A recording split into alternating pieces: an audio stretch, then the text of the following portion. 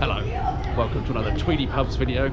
I'm in the, broadly speaking, the area of Covent Garden. I'm not sure I would describe personally the location of this first pub as Covent Garden, but they use that in their own branding.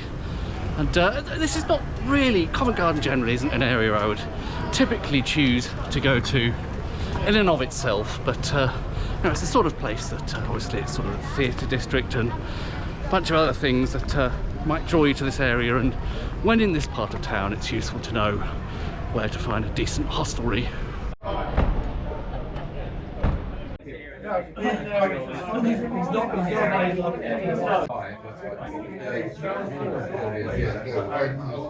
Who knew there was an upstairs bit at the Harp? This is I think the first time I've ever gone up those stairs. Sorry, the lighting's a bit challenging in here. Perhaps if I sit here in the window. I've saved the best until first, I think, in some senses with the Harp. This is a much lauded pub.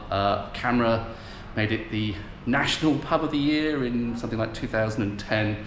Many awards, many years running. Has a spectacular beer selection, usually very good cider and perry selection. Took a quick glance at that just now. I would normally come here for a cider and or perry. It looked a little bit on the sweet side for me today, so I've instead gone for Harvey's. I'm in silhouette here, like I'm some sort of witness protection scheme. The Harp as a pub name usually signifies either a sort of Irish or Welsh association. That it's a symbol of both of those countries, and in this case it's been through a bit of both actually. Up until 1995 this was called the Welsh Harp. At that point, as it happened, an Irish landlady took over and decided to rename it to just the Harp, so it's a bit more sort of regionally neutral version, but it's a great pub anyway. Possibly doesn't have quite the same sort of historical storytelling power of some of the other pubs on today's itinerary, but if you just want a pub that has very good beer, actually by central London standards a very good selection of cider and perry, and usually a bit of decent chat at the bar, especially earlier in the day when it's a little bit quieter like it is now. Can get very busy in here later on in the evening. Then I would say this is a great place for this part of London. Perhaps the lighting's better that way around. I should add that I believe this is technically owned by Fuller's, but it operates very much as a free house. I think I saw London Pride, the stalwart of Fuller's pubs on tap, but that aside, you really barely not know unless you're a pub nerd and dug into the ownership. This is owned by Fuller's, and yeah, very much has a sort of free house feel to it. As I say, very good beer selection, usually like well into double figures on the hand pumps, and usually a good handful or so of ciders and perries on tap behind the bar as well.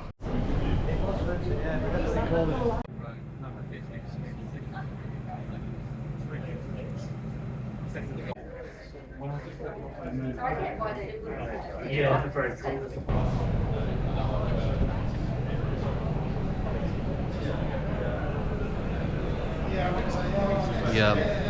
The lamb and flag there. I think the date cited on the A-board signpost there is probably quite dubious, but likely 1770s, the current building or the current building's use as a pub. A bit difficult to find a place to film inside there, so I can perch myself on this for a moment. It was known for a time as the Bucket of Blood because bare knuckle boxing competitions used to be held in the upstairs room, which is now very much a restaurant part. How times have changed. It's gone from bare knuckle boxing to partial gastro pub. I'm not sure which of the two is worse. Today, very much a Fuller's pub. The usual array of Fuller's beers on tap there. Can I still get it in shot? There we go. By typical Fuller's pub standards, definitely on the pricey side. We're in a sort of tourist hotspot of London. £6-ish for a pint of even their sort of flagship London Pride, but that's central London for you, I'm afraid.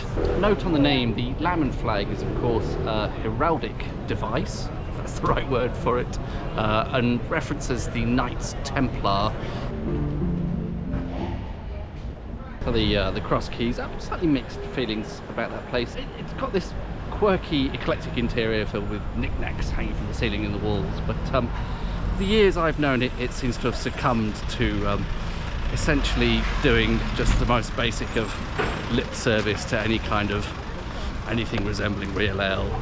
There's about 20 different types of premium lagers, various fancy taps, and if you're lucky at best, one hand pump working, and just now it was only London Pride, which was oddly cheaper than it was in the Fuller's pub back there.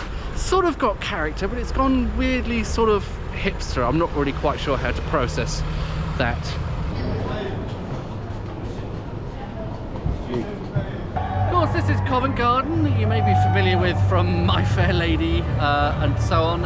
Inigo Jones, 17th century Italian design at St Paul's Church behind me, and he also did the sort of the colonnades of the market and so on.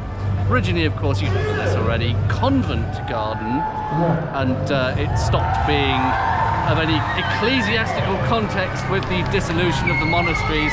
Henry VIII got his oar in, of course.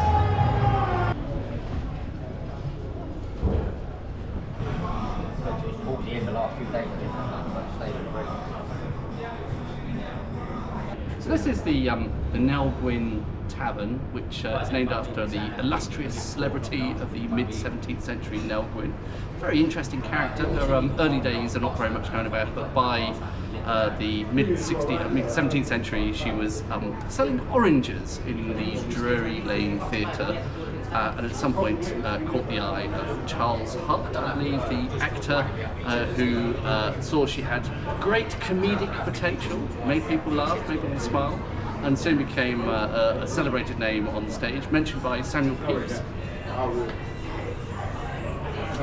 Great comic actor of her day. Later also became, she caught the eye of Charles II, and ultimately they had 2 children together, of course illegitimate. This isn't the only pub in London named after her. There's also the Nell of Old Drury. I believe there are even other pubs outside of London, but this is, of course, you know, we're not far from London's theatre district here, so this is quite an appropriate place for Nell Gwynne to be remembered.